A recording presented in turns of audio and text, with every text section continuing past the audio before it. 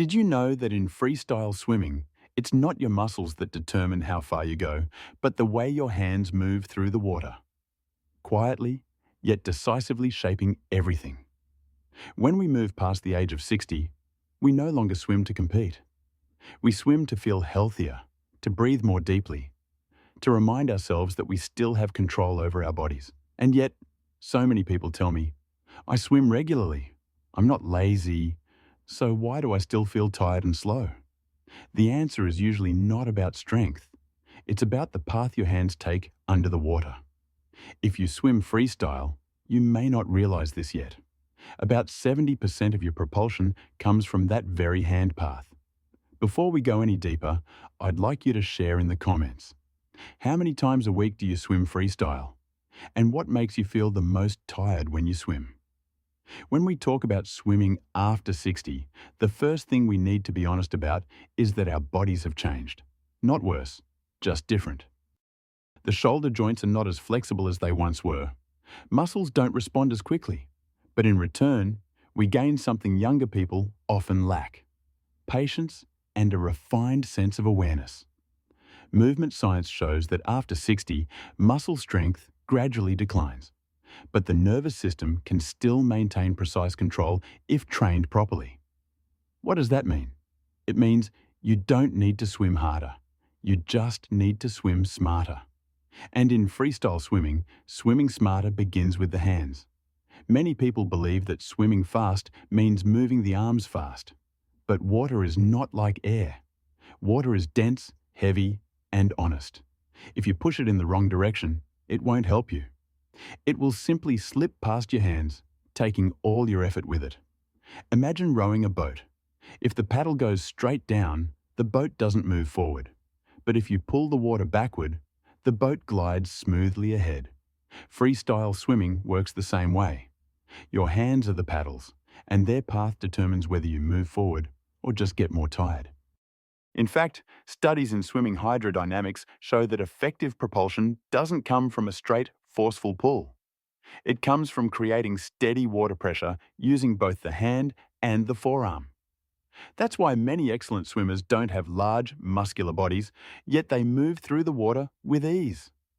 However, among older adults, there are three very common mistakes. The first mistake is keeping the arm too straight, like a stiff piece of wood. When the arm is rigid, the shoulder takes the full load of the pull. This not only reduces propulsion, but is also a common cause of chronic shoulder pain in people over 60. The second mistake is using only the upper arm while forgetting the hand and forearm. In reality, the largest surface for pushing water isn't the biceps, it's the plane from the hand to the elbow. When you fail to catch the water with this area, you're wasting a huge source of power. The third mistake, and the most dangerous one, is pushing the water downward toward the bottom of the pool. Pushing down doesn't move you forward. It only makes you sink more, feel heavier, and tire faster. At this age, that's the quickest way to drain your energy. So what is the correct hand path for someone over 60? It begins the moment your hand enters the water. No rush, no force. The hand enters slightly in front of the shoulder, as gently as placing your hand on the surface of a lake. When you relax at this moment, your shoulder is protected, and your body has time to prepare for the most important phase: the catch. The catch is not about pulling hard. The catch is about feeling. As the hand and forearm rotate slightly downward, you'll feel the water settle into your palm. That's when you've created a pushing surface. Many coaches call this holding the water. Older swimmers often do this very well, if they don't rush. From there, the hand begins a gentle curved pull, like a small letter S. Not the exaggerated S shape of young competitive swimmers. Just enough curve to maintain steady pressure on the water. This curve distributes force more evenly, reduces stress on the shoulder, and relies on endurance rather than raw strength. As the hand passes the shoulder and moves toward the hip, remember one key thing: you are pushing the water backward, not downward. If you feel your body glide forward after each stroke, you're on the right track. This is the most important point of the entire technique. If you've found this helpful so far, please type OK in the comments below. just one word. So I know you're with me. When the stroke finishes near the hip, don't force it any further. Let the hand exit the water naturally. After 60, economy of movement matters more than trying to squeeze out a few extra inches. Now, let's talk about practice. You don't need to swim thousands of yards, you just need to practice correctly. One very effective drill is sculling in front of the chest, small hand movements that help you feel the water.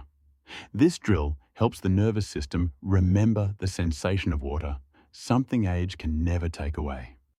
Another drill is one-arm swimming, with the other arm extended forward.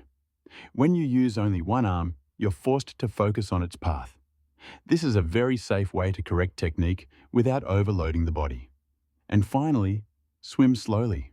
Slow does not mean weak. Slow means listening to your body. Cardiovascular studies show that swimming with a steady rhythm and proper technique improves heart and lung endurance far more than swimming fast with poor form. After about 2 to 4 weeks, most people who practice correctly notice real changes. They swim farther without getting tired. Their shoulders hurt less. Their breathing becomes smoother. And most importantly, they feel that they are still in control of their bodies, rather than being betrayed by them. Age does not take away your ability. It simply asks you to slow down. And when you slow down, you begin to see what truly matters. Freestyle swimming after 60 is not a race. It's a quiet conversation between you and the water. When you understand the path of your hands, you don't just swim more efficiently, you swim more safely and for the long term. If there's one thing I hope you remember after this video, it's this. You don't need to be stronger to swim better. You just need to be more correct. If you found these insights helpful, please subscribe to Vital Health Hub. This is a place where we learn how to live healthier, deeper, and more intentionally, at any age. Thank you for listening, and I'll see you in the next lane of water.